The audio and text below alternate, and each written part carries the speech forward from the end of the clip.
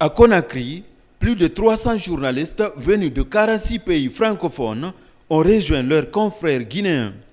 Durant 5 jours, ces professionnels des médias ont échangé sur des thématiques comme la responsabilité du journaliste, l'investigation et l'économie des médias.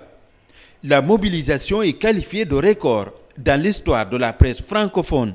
C'est de faire en sorte que les médias se développent dans les pays francophones, que les médias francophones se développent, mais sur la base qui soit une base professionnelle, une base de qualité, parce que les citoyens ont droit à une information de qualité. Une rencontre de haut niveau réussie dans un environnement médiatique agité par des tensions entre la presse privée locale et les pouvoirs publics.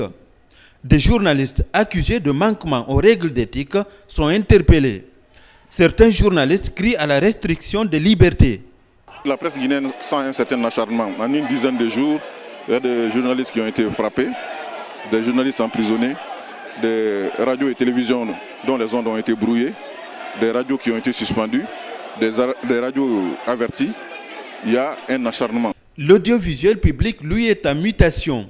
Pour mieux répondre aux attentes des auditeurs et téléspectateurs, les défis de rééquipement et d'évolution du statut de la RTG sont en étude.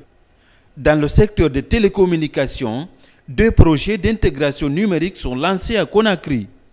En mars, le free roaming entre en vigueur dans cet État de l'Afrique de l'Ouest.